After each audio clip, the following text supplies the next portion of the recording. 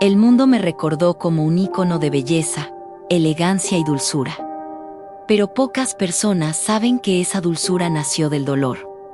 Aprendí muy pronto que una sonrisa puede ser refugio. Y que el éxito no siempre repara las heridas invisibles. Mientras todos miraban mis vestidos y mis películas, yo buscaba algo más profundo: seguridad, amor, sentido. Porque cuando creces perdiendo, pasas la vida aprendiendo a no perderte. Esta no es solo la historia de una estrella de Hollywood. Es el recorrido emocional de una mujer que transformó la fragilidad en fuerza y el dolor en compasión. Esta es mi historia. Nací en 1929, en Bruselas. Antes de que el mundo me asociara con la elegancia, yo conocí la incertidumbre. Mi familia no era sencilla. Mi padre era británico, carismático, inestable. Mi madre, una baronesa holandesa, fuerte y orgullosa, pero emocionalmente exigida por la época y las circunstancias. Cuando yo era pequeña, mi padre se fue. No falleció, no enfermó. Simplemente decidió desaparecer. Durante mucho tiempo, mi madre no pudo hablar de ello. Yo lo comprendí después. Mi padre simpatizaba con movimientos fascistas y su alejamiento estuvo atravesado por conflictos políticos, ideológicos y personales. A una niña nada de eso le importa, solo queda la ausencia. Ese abandono marcó mi infancia de una manera silenciosa. Mi madre, intentando protegerme, me pidió que no hablara de él. Aprendí que hay dolores que se esconden. Y cuando el mundo ya parecía suficientemente inestable, llegó la guerra. Nos mudamos a los Países Bajos, pensando que estaríamos a salvo. Pero fue un error. La ocupación nazi nos alcanzó.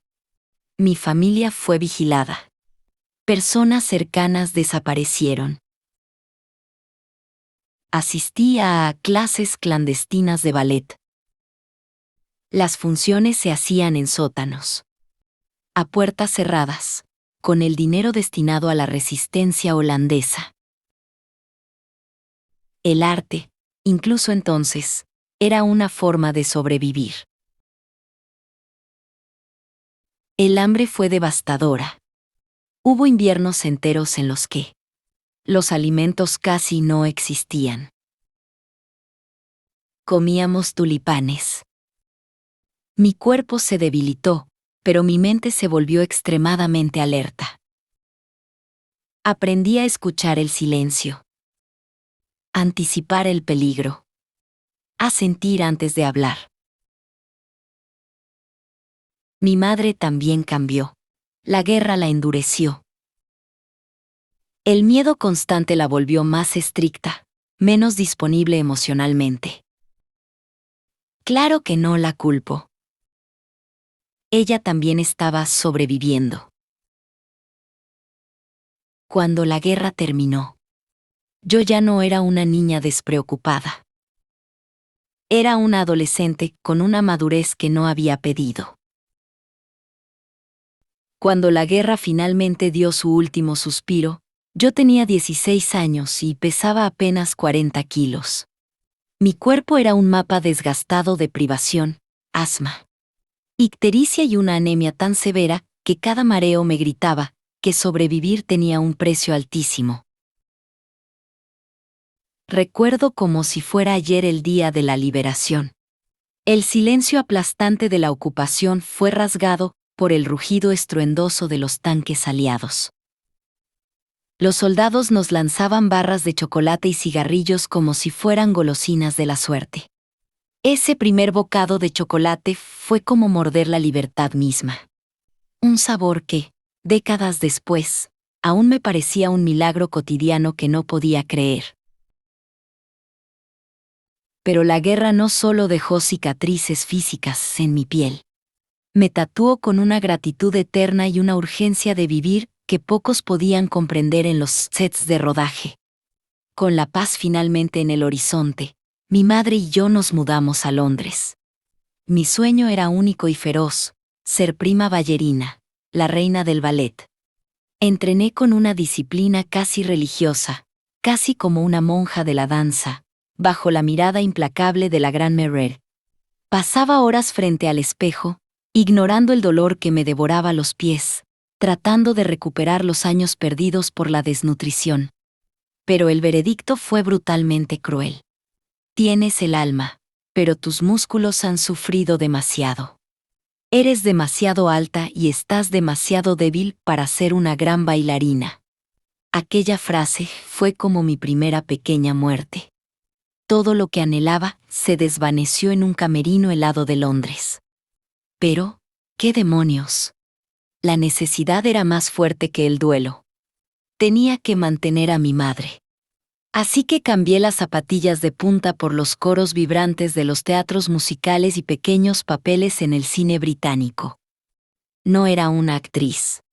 Era una joven delgada que sabía caminar con la espalda recta y que escondía su timidez detrás de una sonrisa que, por alguna razón inexplicable, la cámara adoraba. Mientras filmaba una película menor en la glamorosa Riviera francesa, el destino decidió hacer su gran entrada, sin previo aviso. Una mujer pequeña y de mirada afilada me observaba desde su silla de ruedas en el vestíbulo del hotel. Era Colette, la legendaria escritora. Me señaló con el dedo y anunció: «He encontrado a mi Gigi». Intenté explicarle que no era una actriz de teatro, que apenas podía proyectar mi voz más allá de la tercera fila, pero ella no aceptó un no por respuesta. De repente, me vi cruzando el mar hacia Estados Unidos.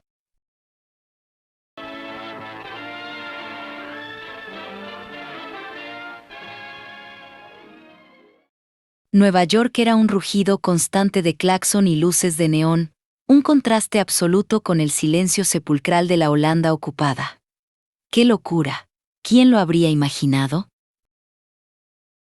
El miedo era mi sombra, pero la disciplina del ballet me enseñó a sonreír mientras los pies sangraban. Broadway fue el prólogo. El verdadero estallido ocurrió cuando William Wyler me eligió para vacaciones en Roma. Recuerdo que en la prueba de cámara pidió que la cinta siguiera corriendo después de que terminara la escena. Grabaron mi risa genuina, mi timidez al quitarme los guantes. Al ver eso, Wyler supo que no buscaba a una actriz que hiciera de princesa, sino a una mujer que anhelaba la libertad. Ganar el Oscar por mi primera película fue una experiencia extracorpórea. Sentía que le estaba robando el premio a actrices de verdad. Pero la fama trajo consigo a la persona que más entendería mi estética. Hubert de Givenchy. La primera reunión fue en París y también fue una comedia de errores. Él esperaba a Catherine. Cuando vio entrar a esta chiquilla flaca con pantalones capri y camiseta de rayas, estuvo a punto de enviarme a casa. Pero cenamos, hablamos de la arquitectura de las telas y de la honestidad de las líneas simples. Esa noche nació una alianza que duraría 40 años. Yvette me dio lo que la guerra me había quitado, una sensación de protección. Sus vestidos no eran solo moda. Eran una armadura de seda. Él diseñó mi traje de novia, mis vestidos de gala y, lo más importante, el icónico vestido negro de Tiffany's. Ahora hablemos de Holly. El mundo creía que yo era esa criatura social y sofisticada. Pero la realidad era que yo era una introvertida interpretando a la mujer más extrovertida del mundo. Truman Capote me detestaba al principio. Él quería a Marilyn Monroe, algo carnal y explosivo. Yo, en cambio, aporté a Halle una vulnerabilidad casi infantil, Filmar a las 5 de la mañana, rodeada de curiosos, mientras mordía un pan frío. Fue uno de los momentos más solitarios de mi carrera, pero cuando me senté en aquella escalera de incendios para cantar Moon River, todo cobró sentido. La letra hablaba de dos vagabundos que querían ver el mundo, de cruzar el río con estilo. En mi mente, ese río no estaba en Nueva York. Era el Rin en Holanda, y yo era la niña que todavía buscaba un hogar seguro. Me negué rotundamente a que cortaran esa escena. Fue la primera vez que usé mi poder en el estudio, porque esa canción era mi alma. Fue en esa vorágine de éxito tras ganar el Oscar por Vacaciones en Roma, cuando conocí a Mel Ferrer. Mel era un hombre culto, serio y con una intensidad que me fascinó. Nos casamos en una pequeña capilla en Bergens, Suiza, rodeados de montañas que me daban la paz que Hollywood me robaba. Mi deseo más profundo no era coleccionar estatuillas, sino formar la familia que la guerra me había negado. Sin embargo, el camino fue doloroso. Sufrí varios abortos, espontáneos que me rompieron el alma. Por eso, cuando nació mi primer hijo, Sean, sentí que finalmente había ganado el premio más importante de mi vida. Me retiré casi un año entero para estar con él.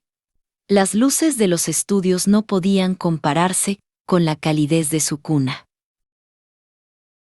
Mi carrera seguía ascendiendo con Téfenes. Pero mientras el mundo me veía como la sofisticada, mi matrimonio con Mel comenzaba a desmoronarse bajo el peso de las tensiones y las ambiciones cruzadas. Nos divorciamos tras 14 años. Fue una época de gran tristeza. Yo creía en él para siempre, quizá porque de niña vi cómo mi propio padre nos abandonaba. Después de mi divorcio realicé un crucero donde conocí a mi siguiente amor, Andrea Dotti. Él era encantador, vital y me devolvió la risa.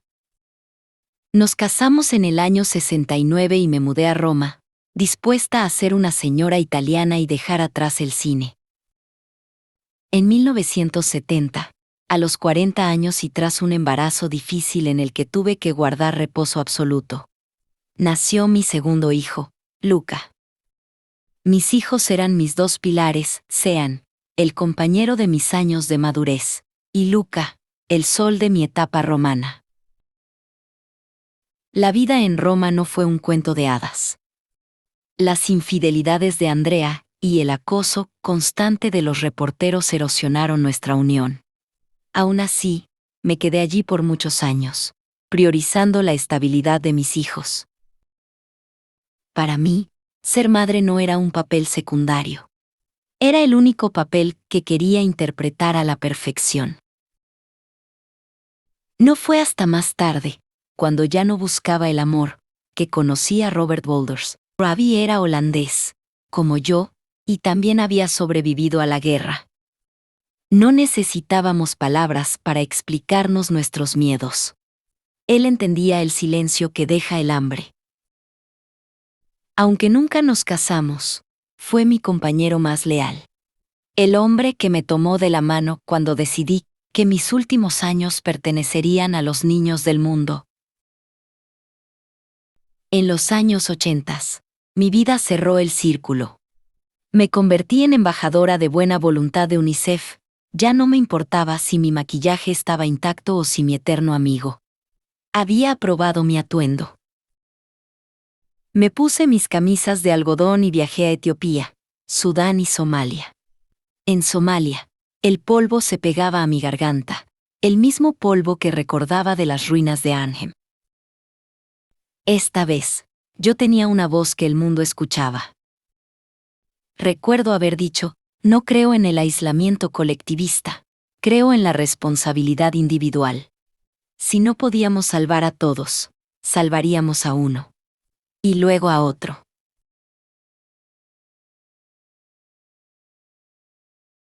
El cáncer me alcanzó poco después de mi último viaje a África. Regresé a Suiza para pasar mi última Navidad. Mis hijos allí estaban, convertidos en hombres de los que me sentía inmensamente orgullosa. Yubate Givenchy llenó mi casa de flores, y Robbie no soltó mi mano. Muchos se sorprendieron de que no temiera envejecer ni mostrar mis arrugas. Pero cada línea en mi rostro era una historia de amor por mis hijos o una lágrima derramada por un niño en un campo de refugiados. Aprendí que la belleza de una mujer no está en su ropa, sino en el brillo de esperanza que es capaz de dar a otros. Si algo puedo dejarle al mundo, no son mis películas, sino la convicción de que plantar un jardín es creer en el mañana. Mi vida no fue la de un icono de cristal. Fue la de una madre. Una superviviente y una mujer que descubrió que el amor es la única fuerza capaz de reconstruir un mundo en ruinas. Al final, después de haber visto la oscuridad absoluta de la guerra, cualquier rayo de sol, y la sonrisa de mis hijos, fue para mí un milagro suficiente.